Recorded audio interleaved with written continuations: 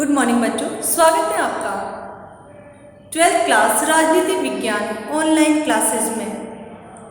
अपने चैप्टर चल रहा है खंड है इकाई 4 पार्ट 3 भारत में वैश्वीकरण, जिसका टॉपिक चल रहा है भारत और वैश्वीकरण की प्रभाव।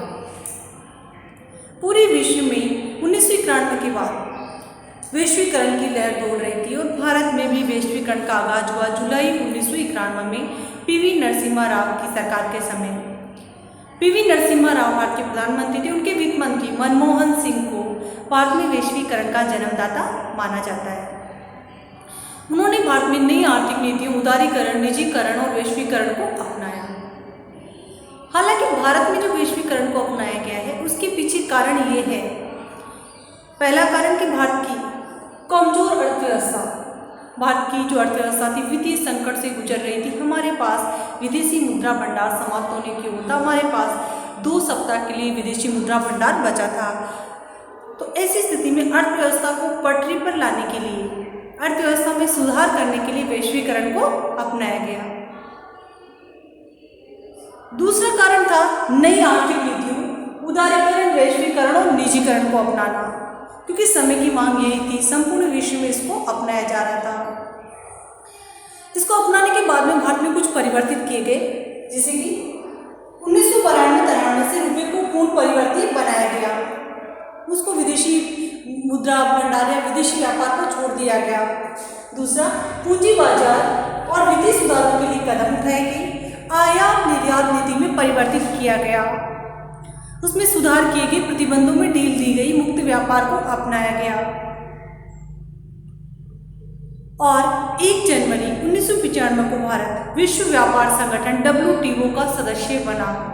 हालांकि विश्व व्यापार संगठन की जो शर्तें हैं विकसित देशों के अनुरूप होती है, उसमें विकासशील और पिछड़े देशों का ध्यान नहीं रखा जाता।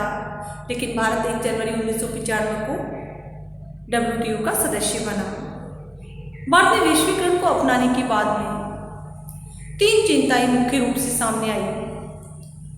पहली कि WTO के जो नियम होते हैं या जो वैश्वीकरण है वो विकसित देशों के लिए तो सही है, लेकिन ये विकासशील और पिछड़े देशों के लिए सही नहीं है। इसे उन देशों की अर्थव्यवस्थाएं बहुत पीछे रह जाएगी अगर वो प्रतिस्पर्धा में नहीं टिक पाई तो। दूसरा, वीरता का संकट उत्पन्न होना। हमने आर्थिक क्षेत्र में तो स्वतंत्रता को अपना लिया, लेकिन आंतरिक संप्रभुता का त्याग नहीं कर सकते, राष्ट्रीय राज्य की संप्रभुता का त्याग नहीं कर सकते। तीसरी जो समस्या थी वो ये थी कि नागरिक समाज संगठनों में तीव्र वृद्धि होना, सरकार के समानांतर संगठनों में वृद्धि होना। हालांकि वैश्वीकरण को अपनाने के बाद भारत में अर्थव्यवस्था का विकास हुआ। चीन, भारत, ब्राजील देशों की अर्थव्यवस्थाओं का तीव्र दृष्टि से विकास हुआ।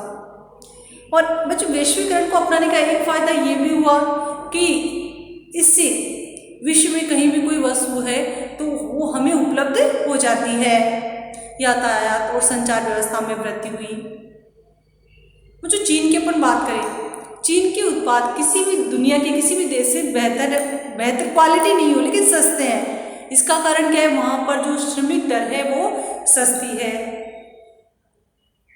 तो इस तरह वैश्वीकरण को अपनाने के कुछ फायदे हैं और कुछ हानियां भी। Thank you.